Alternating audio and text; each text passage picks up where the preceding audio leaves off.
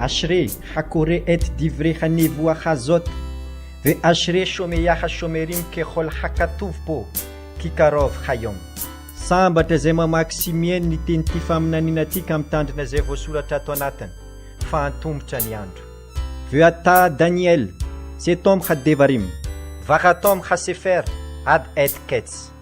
Ary ianao Daniel dia haorinao ny teny ka asio tomboka seny taratasy mandra-piavy ny andro farany. Hariza iona na apokalipsy amin'ny fomba fijery judaisme mesirim iarana amin'ny Bera Cohen mal ar judaisme mesirim. Ampifaliana indray no hiara-banantsika rehetra amin'ny alalan'izao fandaharana ariza iona na fanazavana ny bokin'ny apokalipsy izao. Ny finoana judaisme Madagasikara mesirim sy ny malach Bera Cohen no miaraka amintsika amin'ity anio ity. Efa eo amin'ny fandaharana laharana fa 8:30 amin'ity anio ity ary dia manasanao anaraka ny fandaharana hatramin'ny farany. Ny fandaharantsika misy tapany voalohany fahendrena judaisme, tapany faharoa famerenana n'ilay fandaharana handeha tamin'ny lasa famidinana ary ny fandaharana tapany fahatelo ny fandaharana faha-8:30 izay arahanao amin'ity anio ity. Ny fifandraisana izay ifandraisantsika dia ohatran'ny mahazatra ihany. Ny SMS 033 04 134 18, ny taratasy soratana kosa dia ny boîte postale 1492 Antananarivo 1 ary ny taratasy elektronika kosa dia ny judaisme mesirim. Judaisme mesirim fanotra ny judaisme tsisy i trema fa itsotra ary mesirim MEESIRIME.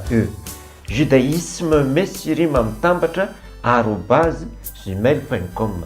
Ny judaisme minuscule fa tsy majuscule tahaka an'io hitantsika io. Zay zany ny adresy ifanoratana raha ny taratasy elektronika. Apetrakitsika foana ny filamatra isika dia alaitahaka fa tsy pakatahaka. Ny pakatahaka very fa ny taridalana kosa no tonga amin'ny lalana makany amin'ny fiainana mandrakizay. Avy hatrany hiditra amin'ny fandaharana tapany voalohany tsika, zanam-pandaharana voalohany fahendrena judaisme laharana fa 8. Ny fahendrena judaisme resahantsika amin'ity anio ity dia izay voasoratra ao amin'ny bokin'ny Obolana. Obolana toko 7:9.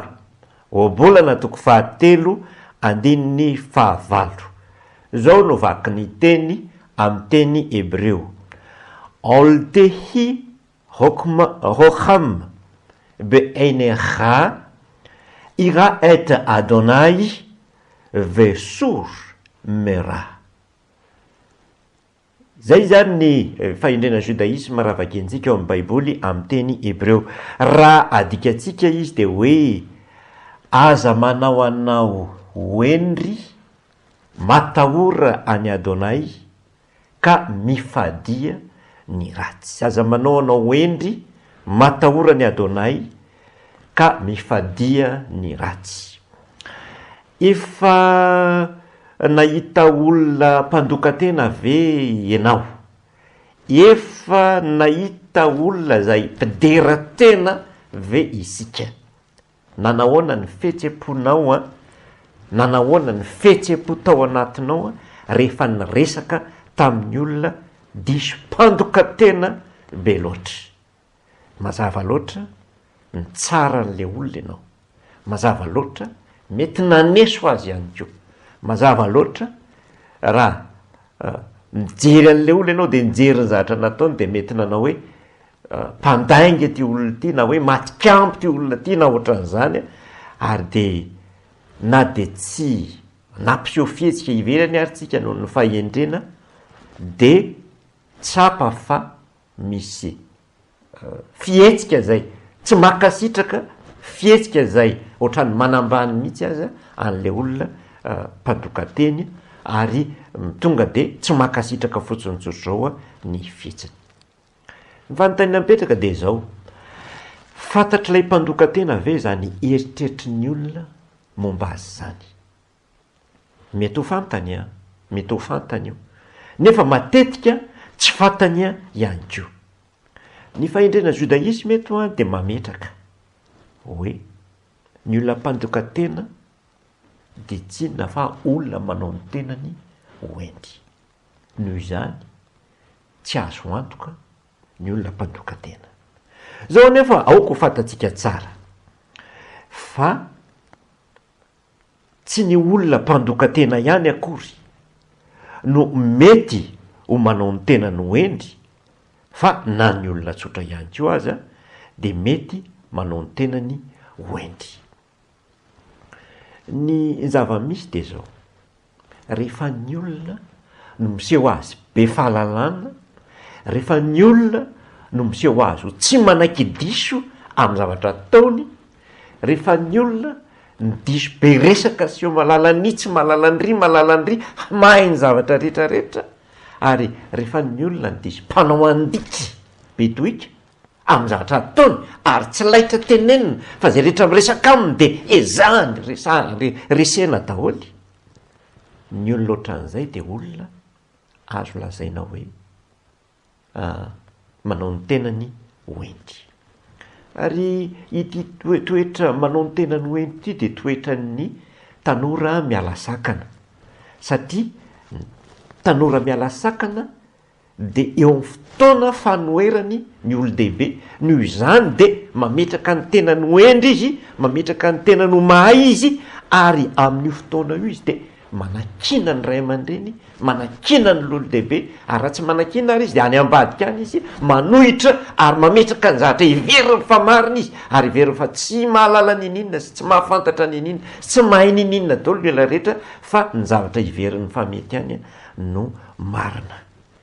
Amin'ny fiainana nefa de hita fa mitohy eo amin'ny olo-dehibe izany zavatra izany, ary izay fitohizany zay zavatra eo amin'ny olo-dehibe de ahitana hoe rehefa ny olo-dehibe manana an'izay toetra zay de tsy azo antoka ntsony le olo-dehibe amin'izay fotoana zay satria lasa manjary manana an'izay toetra izy, ary tsy azo irahamonina ilay olo-dehibe amin'izay fotoana izay.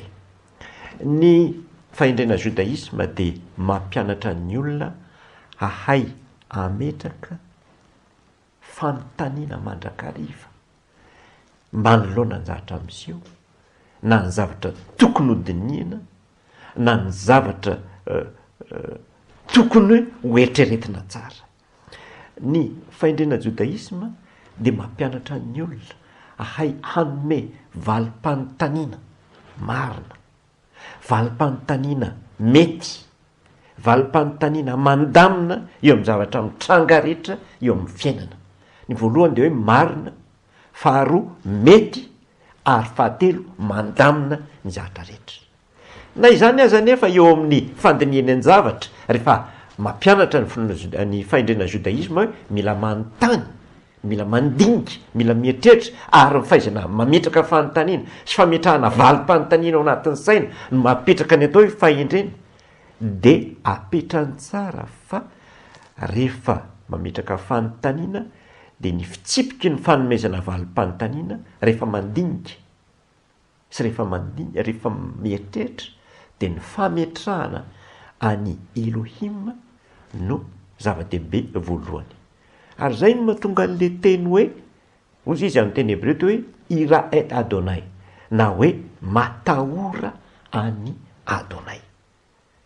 Ny fahendrena judaisme de milaza hoe ny fatahorana ny Adonai no voalohany amin'ny fahendrena, ary ny zavatra faharoa de ny fanesorana ny ratsy araka n'le teny eo amin'io fahendrena io hoe vesor mera, zany hoe raha adika le izy de hoe esory ny ratsy.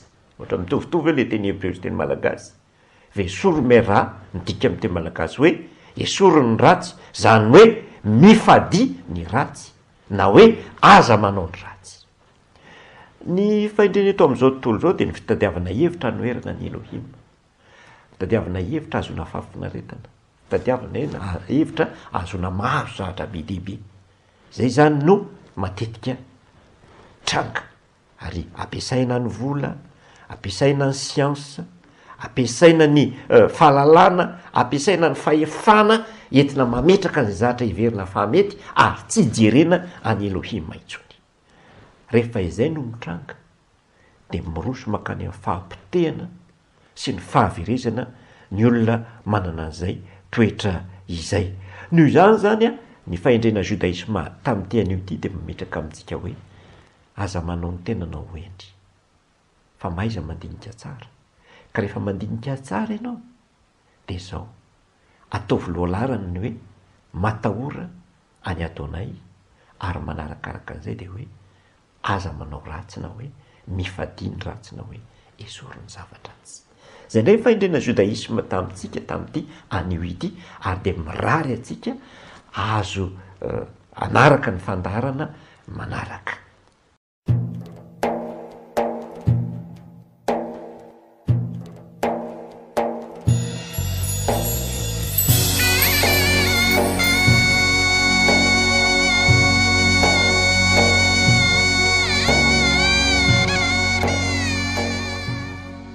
Tonga eo amin'ny fanazavana ny bokin'ny Arizaïon isika, araka ny hitantsika misoratra eto amin'ny sary de hoe eo amin'ny laharana fa 7:30 amin'ity anio ity.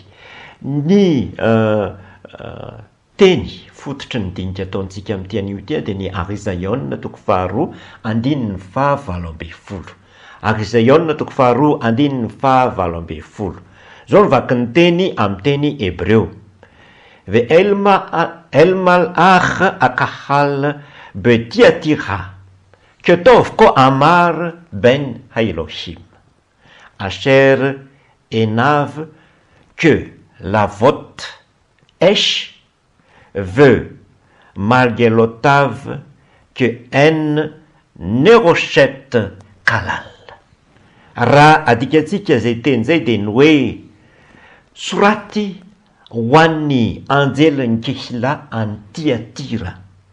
Izao ny lazain'ny zanak'i Elohim zay manana maso toy ny lelafo ary ny tongony tahaka ny varahana manganoano.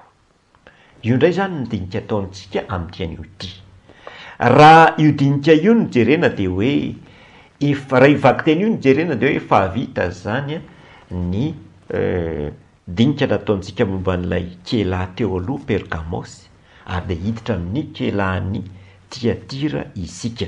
Ary rehefa hiditra amin'ny Tiatira isika de ny zava-dehibe horesahantsika amin'ity de le teny eo amin'ny fiatomboan'io afatra ho an'ny Tiatira io. Satria raha mijery an'ilay afatra ho an'ny Tiatira isika de manao hoe ve el malach akahal betiatira ketov ko amar ben haElohim. Raha zay teny zay zao no nadikatsika de hoe asoraty ho an'ny anjeliny Kehila any Tiatira, izao ny lazainy ilay zanak'i Elohim. Eo zany no dinika ho ataontsika amin'ity anio ity, le hoe el malach hakahal betiatira, tena ho raisitsika amin'ity teny ity zany de hoe ben haElohim. Ben haElohim. Zao betsaka ny olona izay miandry ny fanazavana ity teny ity. Satria ny akabeazan'ny olona rehefa nahita fa nilaza ny judaisma mesirima hoe tsy maharesy lahatra azy ny fanovana natao tamin'ny filazantsara, ary avy eo indray izy nilaza fa hoe ny bokin'ny Arizaïon na ny bokin'ny Apokalipsy de mbola azo raisina tsara zatra voasotro anatiny, satria tsy de nisy fanovana be natao tao anatin'izy io de betsaka no ny teny hoe inona no lazain'ny judaisme mesirima mikasika an'le teny hoe zanak' Elohim i Yeshua Masiah.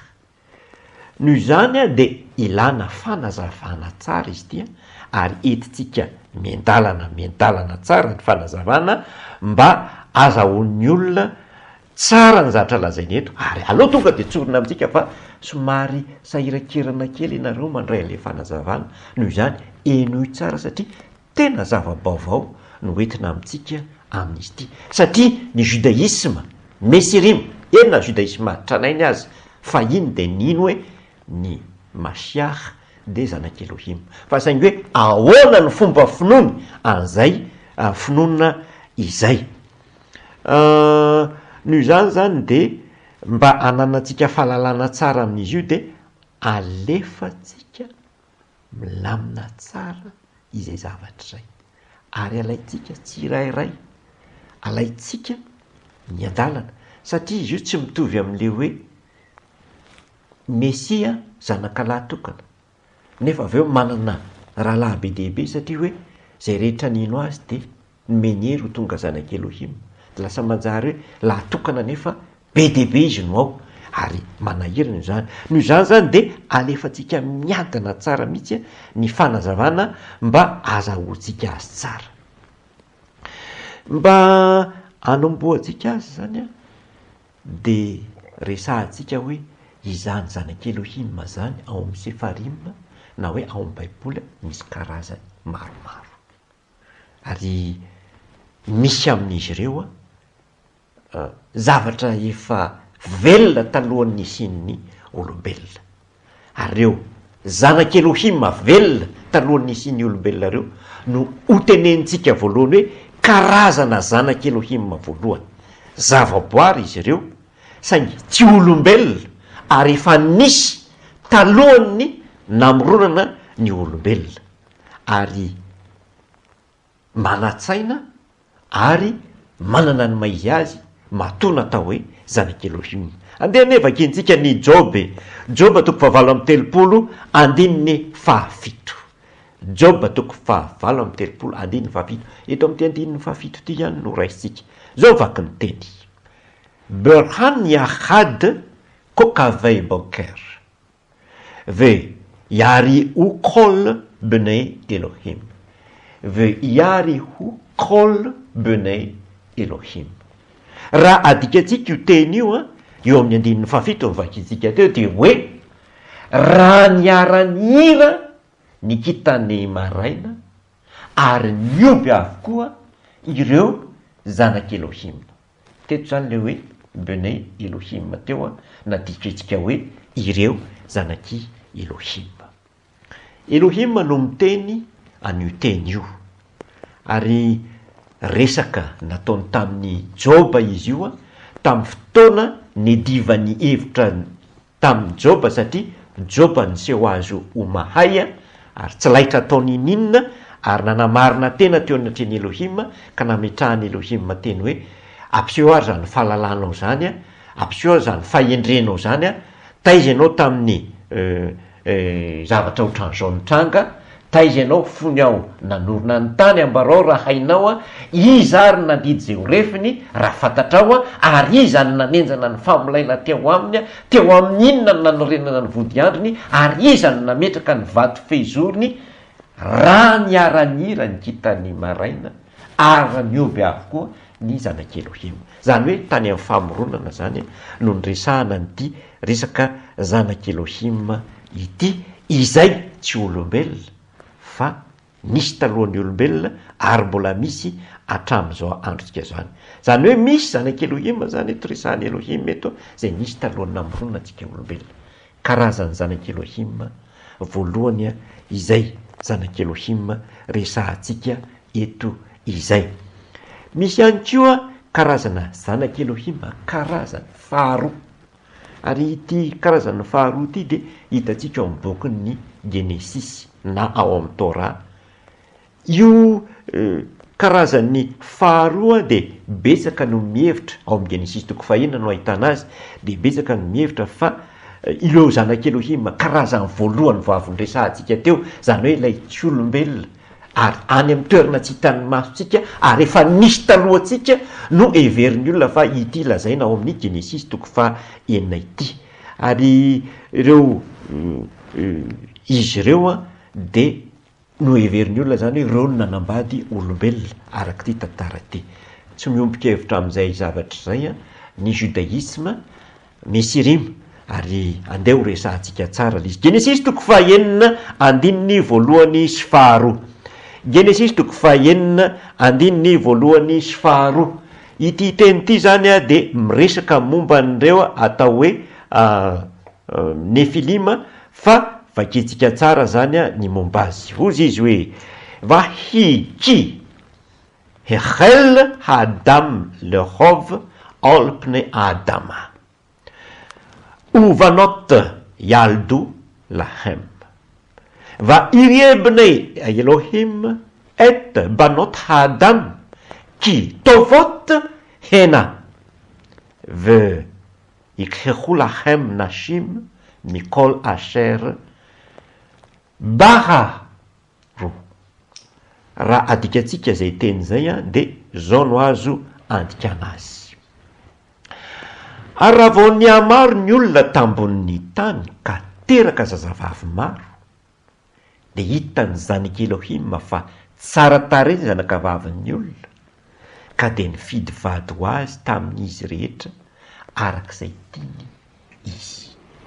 Ny karazan'ny faharoa amin'ny zanaky Elohim zany de miseho tany amin'ny fiatombohan'ny tantaran'ny olombelona ary nanambady ny zanakavavin'ny olona izy arak'ireo soratra voasoratra eto ary voalaza ny Torah mazava tsara fa niteraka ireo zanaky Elohim nanambady zanakavavin'ny olona reo araka ny Genesis toko fa enina andininy fa efatra.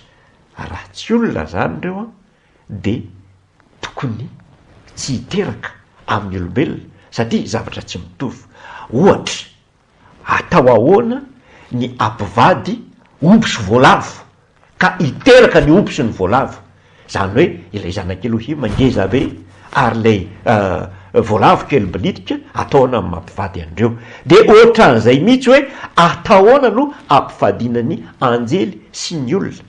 Genetika samihafa reo a, nofo samihafa reo a, ny anankiray nofo ara-panahy ary ny anankiray nofo amandra araka ty ananantsika tia noho izany a sarotra ny mampifampiteraka reo. Raha everina fa anjely ireo Nefilima resahany eo amin'ny andininy fa Genesis toko fa enina andininy fa voalohany ka hatramin'ny faefatra io, raha everina hoe anjely reo anjely mivadika de ahoana ny tokony hifampiterahana. Sady zao koa raha fantatry Satana fa azony Satana atao no niteraka amin'ny olombelona de niteraka olona be dehibe izy ary tsy nijany izy fa niteraka amin'ny olombelona foana mba hananany olona be dehibe fa tsy misy zanak'olona tsisy olombelona azo tondrona hoe ry zanaky Satana nateraka Satana mihitsy fa fisehoana fotsiny hoe ny olombelona de misy nombany Satana zay no antsoina hoe zanaky Satana. Zany hoe ny Nefilima zay natao hoe zanaky Elohim de niteraka tamin'ireo olona zay natao hoe zanak'olona. Noho izany azo antoka fa genetika mitovy reo matoa fampitiraka fa saingy ahoana ny mahatonga azy hoe ny anankiray natsoina hoe zanaky Elohim ary ny anankiray natsoina hoe zanaky zanak'olona. Andeha vakentsika lay Genesis toko fa enina andininy fa efatra. Zao vaky ny teny Hanefilim hayubarets bayamim hahem vegam araraiken asher yavo bne Elohim el banot Adam ve yaldu lahem hema hagivorim asher me olam anashe Hashem. Somary sairakerana ihany anjery ny dikateny ao anatin'ny Baiboly nahazatra tamin'izy io noho izany a de asehontsika ny dikateny ataontsika amin'izy io. Zao ny dikateny nataontsika. Ary ny Nefilima mbola nisy teto an-tany tamin'izany andro zany sy tao aorinan'izany. Ny Nefilima mbola nisy teto an-tany tamin'izany andro zany sy tao aorinan'izany koa. Zay natongavandreo zanaky Elohim tany amin'ny zanakavavin'ny olona ka niterahany. Ireo ny olo matanjaka izay atramin'ny taloha indrindra ireo lehilahy ny anarana. ny dikateny protestanta de nanao hoe ny nefilima nytoetra tambony tany tamin'izany andro zany sy taorinan'izany ko raha nyvady tamin'ny zanakavaviny olona ny zanak' Elohim ka niterahany ireo ray no ilay olo mahery atrehitra zay de ny lehilahy manandaza hitantsika fa misy fahasamihafany be le dikateny a fa na izany aranifa apetrakitsika tsara ny fanazavana mba azahoana azy tsara. Ny karazana zanak' Elohim faharoa resahantsika eto zany zao a de ny nefilima izay natsona ihany ko hoe zanak' Elohim ary tany amin'ny fiandohan'ny tantaran'ny olombelona no nisy andreo nefilima reo. Ny baiboly hebreo eto de nanao hoe hanefilim hayubaretsy bayamim hahem, zany hoe raha dikatsika de hoe ny nefilima mbola nisy teto tany tamin'ireo andro reo, mbola nisy teto tany, zany hoe maritsika tsara mihitsy lay hoe ny teny hebreo hoe nonona teto tany de tsy nolazay satria raha namaky an'le dikateny protestanta maty hoe nonona teto tany, zany hoe le teny eo hoe haio io a de tsy midika hoe verbe habité akory fa verbe être l'izy, zany hoe nisy ny nefilima tamin'izany fotoana zany, fa tsy hoe nonona nefilima tamin'izany fotoana zany, mbola nisy izy tamin'izany fotoana zany. Zany hoe ny baiboly fototra hebreo zany hoe de mampiseho fa nisy ireo nefilima fa kosa nisy fahiny fa nelandringana ary tapitra izy ireo na de nanambady zanak'olona azy. Ary maretsika ihany ko le teny farany amin'io baiboly amin'ny teny hebreo io, maretsika le teny farany ozy izy raha asehony amintsika asehontsika amitsika teo izy hoe asher meolam anashay Hashem, anashay Hashem, zany hoe raha nadikatsika io teny io de nandikatsika azy hoe ireo lehilahin'ny anarana anashay Hashem, lehilahin'ny anarana, fa ny dikateny mahazatra nandika azy hoe lehilahy nanandaza nandikany an'io, fa tsika kosa mandika azy hoe lehilahin'ny anarana. Inona mahatonga antsika mametraka an'izay dikateny zay, inona mahatonga atsika mametraka hoe zay dikateny zay ny tena zava-dehibe amin'io teny io, mahatonga atsika mametraka hoe lehilahin'ny anarana. Zany teny zany a mitovy amin'ny hoe lehilahin'ny Adonay ary mitovy amin'ny ko amin'ny hoe lehilahin'ny Elohim, zany teny zany. Zany hoe ireo zanak' Elohim reo zany de olona any Elohim fa tsy hoe zanak'anjely mivadika akory. Ary zay mihitsy ny antony nanamitahantsika n'iny teny iny hoe anashay Hashem iny satria lehilahin'ny Elohim no dikan'iny teny iny, ary raha lehilahin'ny Elohim izy de apetrakitsika tsara zany hoe tokony olon'ny Elohim izy amin'izay fotoana zay raha tena zay tokoa.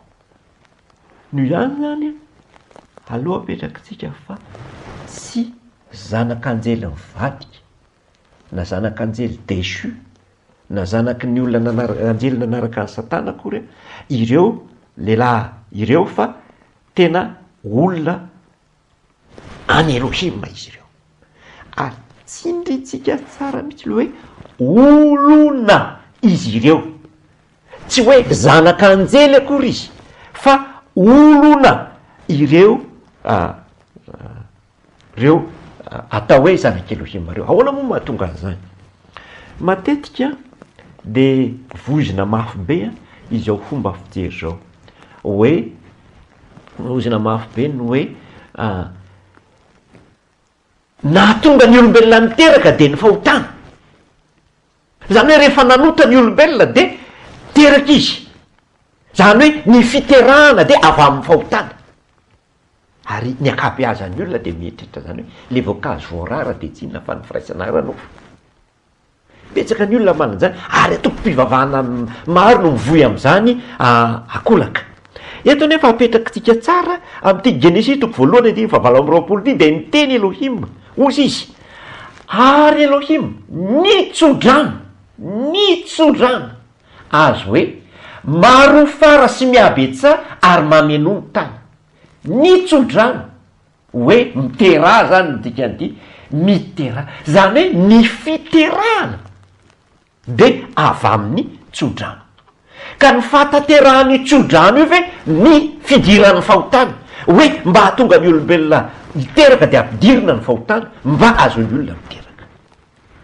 Ny jodaisma zany de tsy mba resy lahatra amin'ny zavatra ohatr' zany, tsy mba resy lahatra am'izany. Noho zany zany ny jodaisma zany de mametraka hoe Adama sy Eva de niteraka tamin'ny alalan'ity tsodrano ity, niteraka tamin'ny alalan'io izy. Noho zany zany misy karazana roa ny zanaky Adama sy Eva, misy ny zanaka talohan'ny fahotana ary misy ny zanaka taoriana ny fahotana. Ary ireo zanaka anankiroa reo na talohan'ny fahotana na taoriana ny fahotana de genetika ray ihany ny genetika de genetika ny olombelona. Fa ny mahasamy hafa azy ireo de zao: ny talohan'ny fahotana tsy tafiditry ny ota tao anatiny, ary ny taoriana ny fahotana kosa tafiditry ny ota ary tafiditry ny fahafatesana izy. Nio zany zany ny fahotana ny mahasamy hafa azy. Ny anankiray zanak'olona satria efa tafiditry ny fahotana, fa ny anankiray kosa mbola zanak' Elohim satria Elohim namorona ny olombelona ary tsy mbola nisy fahotana izy, ary efa tsy mbola nisy fahotana izy de iny izy tsisy fahotana iny no nahavelomany. Zay ny natsoina azy hoe zanak'Elohim, ary retsy tafiditry ny fahotana retsy kosa zay ny natsoina azy hoe zanak'olona satria efa tsy zanak'Elohim atsony satria efa tafiditry ny fahotana. Noho zany apetrakitsika tsara mihitsy le hoe nisy tsodrano ary ny tsodrano tokony mitondra fataterahany, ary ny zaza teraka tamin'ny alalan'ny tsodrano de tokony miteraka talohan'ny fahotana.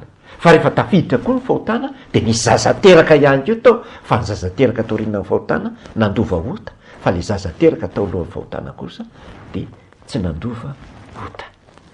Mety zava-baovao be amitsika angamba zany zavatra zany, mety zavatra be baovao be amitsika, fa mba azona amin'ny resaka azy tsara de eritrereto anie zao fanontaniana zao: aiza hoe zao amin'ny baiboly no ahitana teny milaza fa ikaina ny lamatoan'ny olombelona?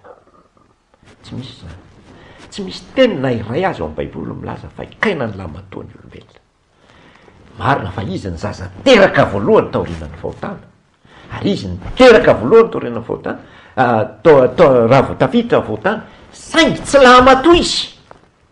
Ary mario fa raha lamatoa izy tokony ho lasa mpisorona, tokony izy no mpisorona lehibe indrindra, tokony izy no mpisorona lehibe indrindra satria ny lamatoa talohan'ny lalàna no lasa mpisorona. Zava-misy anefa de tsy misy teny na iray azy milaza fa ikaina de mpisorona, fa izy de olon-tsotra nandeha nanatitra fanatitra ohatra ny Abela. Ary ny zava-misy ary de ny fanatitra naterin'ny Abelany ray no nakasitrahana no mifanatitra naterin'ny Kaina. Noho zany zany de apetrakitsika hoe tsy misy filazana mihitsy hoe ikaina de lasa mpisorona. Noho zany tsy lamatoa izy, na hoe Kaina ny tokony ho mpisoron'ny olombelona satria tsy misy mihitsy zany satria tsy izy no mpisoron'ny olombelona. Noho zany tsy izy no lamatoa. Na de tsy nitantaraina be ao amin'ny baiboly azy de zavatra hita ao anatin'ny baiboly ihany ny fisian'ireo zaza teraka atao hoe zanak'Elohim talohan'ny fahotana ireo. Zany hoe ireo zaza teraka atao hoe zanak'Elohim, na ireo zaza teraka zanak'Elohim egala Nefilim, araky ny hitantsika zanak'Elohim no atao hoe Nefilim araky ny hitantsika tao amin'ny Genesis toko fahaenina andininy efatra. Ary ohatra amin'ity vakentsika tia de ahitantsika ny momba an'ireo Nefilim ireo. Zao ny zavatra hitantsika: Nomery toko fahatelo amby folo andininy fahatelo amby telopolo, Nomery toko fahatelo amby folo andininy fa 3 ty tantara ty de tantara tamin'ny fotoana nekaran'ny zanak'Israely avy any Egypta andeha ody ho any amin'ny tany Kanana, ary efa tena andeha hiditra tao mihitsy ry zareo a, de nandefa mpisafitany a, nandeha nakany tanàna, ary efa nandefa mpisafitany a, de zao ny tatitra nataony mpisafitany. Ozy izy misafitany nomeritoko 17 andininy 17 ary nahita ny Nefilima teo izahay, dia ny taranaky ny Anakita avy amin'ny Nefilima, ny taranaky ny Anakita avy amin'ny Nefilima. Ary teo io masonay de tahaka ny tsingetana izahay, ary teo izany koa izahay teo io maso. Dikany hoe ohatrany tsingetana ho antsika tanora zay efa tsy mahiteny malagasy loatra tsony a, de hoe kely balitika kely teo anatrehany zany a, ireto zanak'Israely reto eo anatrehany reto taranaky ny Anakita ireto. Zatra lazaina zany de hoe Nefilima de taranaky ny Anakita. Zafady nisy zany ny Nefilima de niteraka tamin'ny Anakita, ary eo Nefilima niteraka tamin'ny Anakita reo zany a niteraky ny taranaky ny Anakita. Andeo fatarintsika mikasika an'izay. Zao ny amataratsika azy. Ao amin'ny Josoa 5:12, andininy 17 sy ny andininy 14. Josoa 5:12, andininy 17 sy ny andininy 17 sy ny andininy 14. Zao vaky ny teny. Ary Kaleba zanaky Jefona de nomeny anjara teo amin'ny taranaky Jota, araky ny didiny Adonay tamin'ny Josoa. De ny tanànany Arba rain'ny Anaka, zany hoe ny Anakita rain'ny Anakita, Anaka Hebrona izany, izany rain'ny Anakita Arba. Ina nefa zavatritsika momban'ny Anakita, ny Anakita de zanaky ny Nefilima tamin'ny Anakita. Nefilima teo de ny taranaky ny Anakita avy amin'ny Nefilima. Noho zany iza zany ny rain'ny Anakita eto? Arba. Iza zany lay Nefilima eto? Arba. Arba zany eto no Nefilima. Zao nefa no tenenina amitsika ny teny hoe Arba ito anarana ito de milaza efatra, milaza isa efatra ny dikan'io. Arba io efatra ny dikan'io. Noho zany zany apetrakytsika tsara hoe isa ity anaran'ny Nefilima ity. Raha toy izay tsika le vaky teny de zao ny zavatra hitatsika ao. De noroan'ny Kaleba ny ala teo izy telo la taranaky ny Anakita, izy telo la taranaky ny Anakita, de Sesay sy Ahimana ary Talmay. Ity zany a Nefilima, Arba ty zany a mbola Nefilima, fa reto kosa zany efa anaran'ny zanany. Ka ty anaran'ny zanany ty ny voalohany tamin'le zaza de nataony hoe Sesay. Ny dikan'io anarany hoe Sesay io de hoe 6 na hoe 6 ny dikan'io anarana io. Io zany ny zanaka ny Anakita voalohany, na hoe taranaky zareo voalohany. Zao zany ny fandehany raha raisitsika tsara. Ny voalohany a i Adama, ny faharoa Eva, ny zanaka kosa zany tokony ho ny fahatelo sy ny faefatra ary ny fahadimy.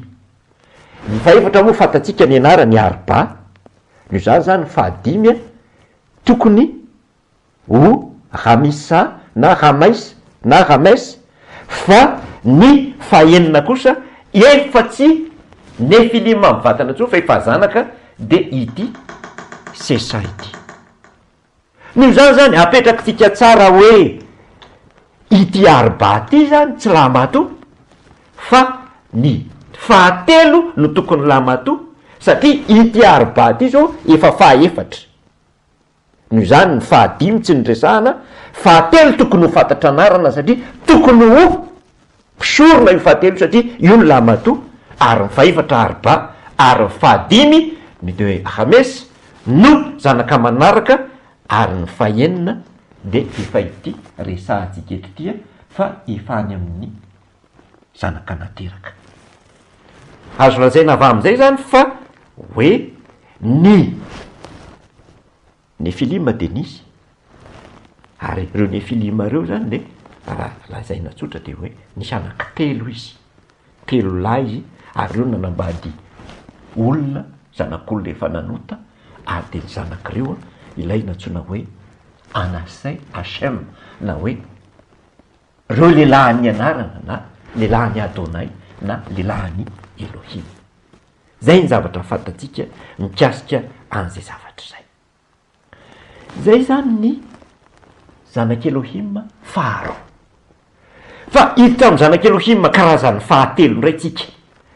Eto zany de soritsika misy le hoe ny Nefilima de extraterrestre, tsia zanaky Adama taloha fahotana ny Nefilima. Hiditra ndray tsika zany zao an'ilay karazany fahatelo, zanak'Elohim karazany fahatelo. Ny Deutéronomie 17:10 voalohany no alaintsika iresahantsika an'ilay zanak'Elohim karazany fahatelo. Zao vaky ny teny: Banim matem l'Adonai Elohim. Zany hoe raha dika de hoe zanaky Adonai Elohim anareo ianareo. Banim matem l'Adonai Elohim. Zanaky Adonai Elohim anareo ianareo. Eto moa zany de ny zanaky Torah ity nomena ty Deutéronomie, zany hoe ilay nomenan'ny Mosesy zany. Mosesy nanomeny io ho an'ny zanak'Israely. Noho zany zany ity atema ity na ity atao hoe ianareo ity de tsy izy afa zanak'Israely. Zay nomenan'io lalàna na ny Torah io. Ary samy manaky an'izany ny olona rehetra fa ny zanak'Israely no nomena n'io Torah io.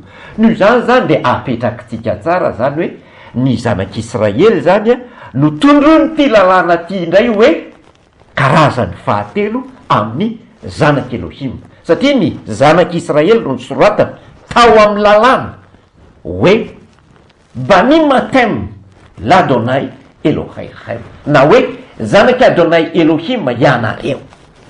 Zanak'Israely zany ny karazany fahatelo amin'ny zanaky Elohim.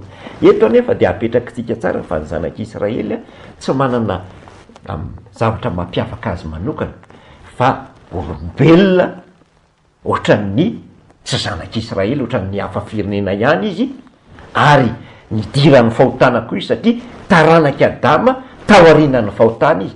Fa saingy ny mahasamy hafa azy fotsiny nahatonga n'ity hoe zanak'Israely ity no zanak'Elohim de zao: ny fidy Elohim, ny olona nifidiny de hoe ry Abrahama, ry Isaka, ry Jakoba, ary zanak'Israely de tsisa fa taranaky reny olona voafidy reny. Noho zany zany izy voafidy ary nanaovany Elohim fanekena. Zay no nahatonga azy ny tenenina hoe zanak'Elohim ianareo. Zay ny karazany telo atao hoe zanak'Elohim hita ao amin'ny Baiboly. Fa hito kosa misy karazany anankiray vaovao izay tsy naharesy lahatra ny Jodaisma ny momba azy. Inona ny maha zanak'Elohim ny Kristy? I Kristy de voalaza hoe zanak'ilay vavahana araka ny fona kristianina. Zanak'ilay vavahana araka ny fona kristianina. Ahoana ny fomba finoan'ny kristianina n'io zavatra io? Tsotra ny fomba finoany an'io. Zao no lazainy eo amin'ny Luka 1:5-10. Ary le anjely namalaka anao ny taminy hoe ny fanahy ho tonga ao aminao, ary isy herin'ny avy indrindra analoko anao, koa ny voatokana izay ateraka dia atao hoe zanak'ilay vavahana. Raha ny hevitry ty teny ty de tsotra.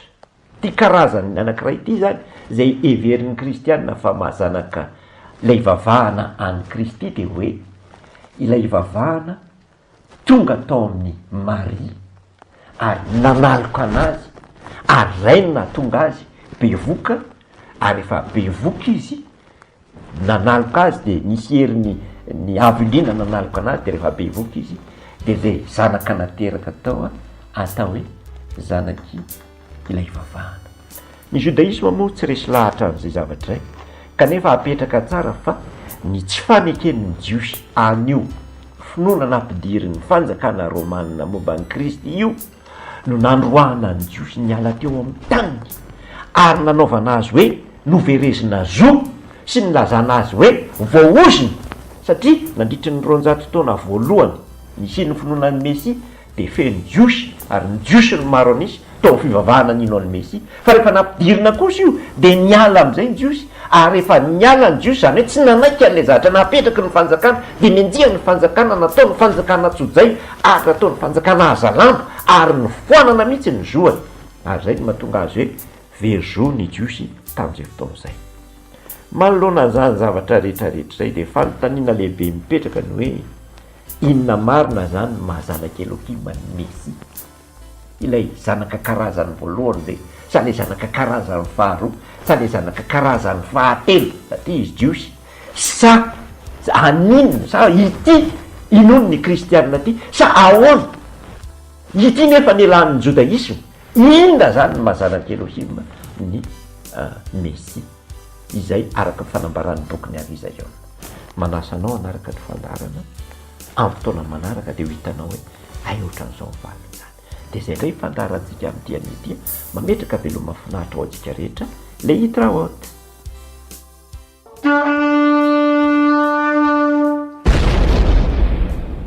ashre hakore et divre hanevoa hazot ve ashre shomeyaha shomerim kehol hakatufo kikarov hayom sambatra zay mamaky simieny ny tenyity faminaniana atyka amin'ny tandrina zay voasoratra ato anatiny fa antombotra ny andro ve ata Daniel setom hadevarim varatom hasefer ad et kets ary ianao Daniel de haorinao ny teny ka asio tomboka seny taratasy mandra-piavy ny andro farany hariza iona na apokalipsy amin'ny fomba fijery judaisme mesirim iarana amin'ny bera kohen mal ach judaisme mesirim